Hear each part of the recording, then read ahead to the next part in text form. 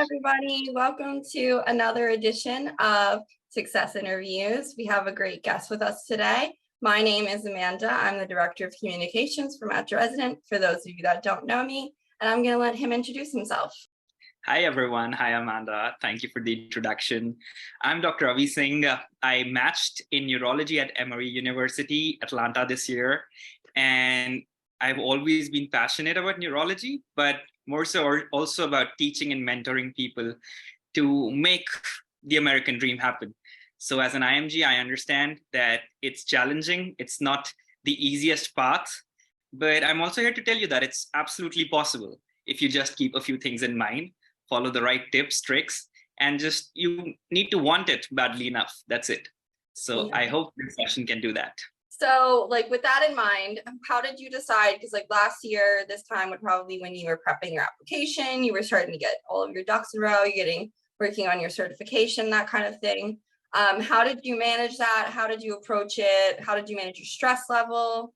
So I think one misconception out there is some people are much more genius or much more better suited to handle the stress, or they don't stress enough. I think everyone in the journey, as amazing as their CV gets, it's the same stress for everyone. Mm-hmm. And you cannot be complacent about the process. But at the same time, I think what helps you manage the stress is to know that it's a long journey. You can't just peak at one time. You can't be the best version of yourself for 5 days and then just slow down. You have to be at a phase, at a place, at a pace that stays the same. You have to be consistent for the whole 2-year journey, 3-year journey, because it's not just like a single exam. It's the steps, it's the CV, it's the personal statement, and then the interviews. It's a long game. I think a couple things that really help are knowing what you want. In my case, I was pretty sure that neurology it is. So in my case, I did not apply for internal medicine categorical as a backup because I was pretty sure that's what I want. And I think that really helped me in every interview. I didn't have to duplicate my CV. I didn't have to duplicate my personal statement. I didn't have to come across as a person who's in two boats at the same time. So everyone was pretty sure when they saw my CV, oh, we know that you love neurology. That comes across so straightforward. Tell me more about yourself. So my interviews became more about a conversation than the stressful interview themselves. Did you set clear goals? Did you say okay, I want to try and have prepped and take my step 1 by this time. I want to have my certification. So so that helped you manage all of that, I guess. Yes. So basically in India, in a lot of other countries, we have a 5.5-year course for our MBBS, the med school. And a lot of people do decide to give their steps midway. But I always knew that for me, education at its heart is the same. So I really want to do justice to what I'm studying in my med school. Let me do my final year. Let me make my concepts crystal clear. And then let me pursue this journey of the USMLE steps.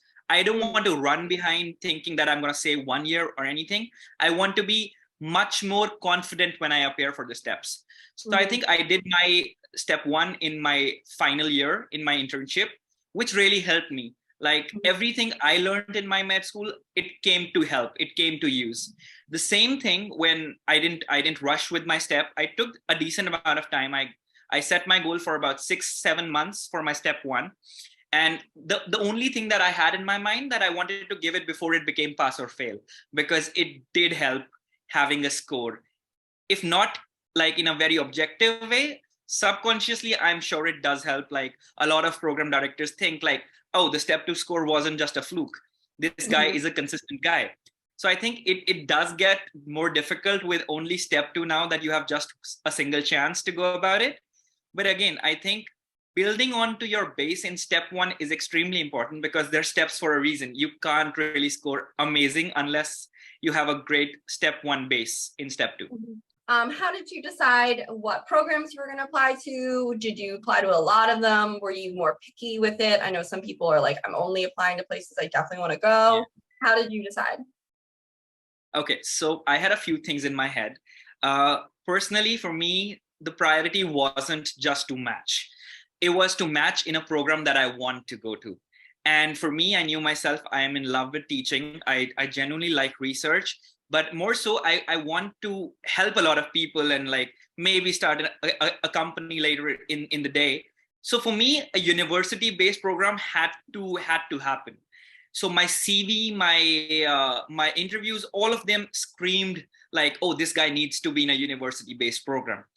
So I think that comes across very strongly only if you know what you want. Having said that, as an IMG, you also have to know that it's a numbers game. You can't necessarily only go to the one place you like. So you have to be smart. Yes, I prioritized those university-based programs at the top, but I did rank all the other programs that I got. In my case, again, I was only a neurology aspirant. So I applied to almost 120 programs. And I think there are like 160 neurology-based programs because I cannot be arrogant about the fact that, oh, my CV is amazing, my scores are great, I'm going to match this place, this place, this place. I have to be positive. I have to hope for the best, but prepare for the worst, right? So I think as an IMG, you apply to as many places you would be happy going. But again, when you rank them, that comes into play where you really, really want to go. So how was the interview season? Were you prepping for that for a while? How did that go for you? Okay, so yes, I think that's common advice that everyone gives. Start preparing for your season. These are the questions and this and that. But frankly, I was someone who was into a lot of volunteer organizations. So talking over Zoom or video conferencing, public speaking wasn't a huge setback for me. I used to look forward to that. But at the same time, I realized because I got 20 interviews, I practically asked myself, how much can I prepare and what all can I prepare? Yes, there are those basic questions like, oh, why neurology? Why USA? Tell me 3 good qualities about yourself. I think not preparing those makes you come across as underprepared or not bothered enough to come to the interview. Yeah. But at the same time, you need to be okay getting across questions that you weren't prepared for, questions that come across as conversations. So beyond the point, I did not want to sound mechanical. It was a very natural conversation. And to my personal experience, I think that's what the program directors liked. It comes across that this guy is a human being. He wants to be here and we want to take him because we like him as a person. We will teach him neurology. So my questions did not involve a lot of academics, but they involved my hobbies. Like I used to have a lot of digital art. I've created a lot of international quizzes. I do more medical poetry. So all of my questions did revolve around those things that made me stand out, made me interesting. And again, like you can't really prepare for those questions because there are 20 interviews, there are 100 people who are asking you different questions. Everyone's different. So you stay calm, confident, and I think things will just flow.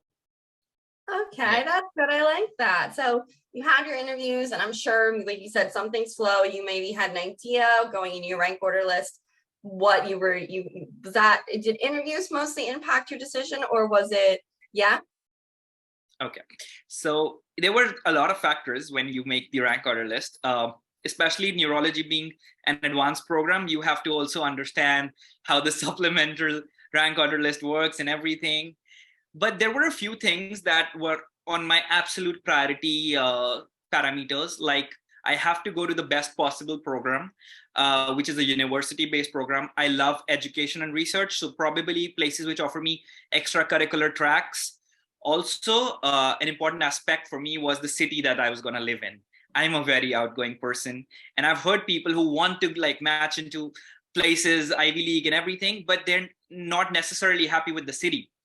And I think you don't need to be blinded by that fact necessarily. If you know you are an outgoing person and the city will impact your decision, so take that into consideration, because as an IMG, you want to be at a place which wants IMGs as well. A few other factors that really played a huge role in my case were the visa criteria. 3 of my universities out of those 20 interviews offered me an H-1B. My top 2 were Emory and University of Pennsylvania. And I think that became a huge reason I ranked them at the top 2. So, and luckily things worked out and I got an H-1B, but I think that was a very practical aspect of me ranking them at the top. So, yeah. I mean, it seems like it was a whirlwind, but you had kind of prepared for yourself, like with many things you said you've done, like you've done volunteer work, you also had these other hobbies, and you were just very genuinely yourself, as well as being passionate about neurology. So looking back, I guess, like what advice would you maybe give to IMGs who are looking to get into neurology, who are maybe preparing for this match right now? What would you say? Okay, so first of all, I'll divide this into two parts: a general advice and people I get specifically comfortable. looking for neurology. Yeah, so I think logistically, internal medicine makes a lot more sense because there are many, many more seats. So you have to take that into consideration. If you're a person who's okay with internal medicine and who wants to be in the US, I think that's a really wise choice to go about. Not everyone has to be super passionate about something very specific like dermatology or surgery or neurology.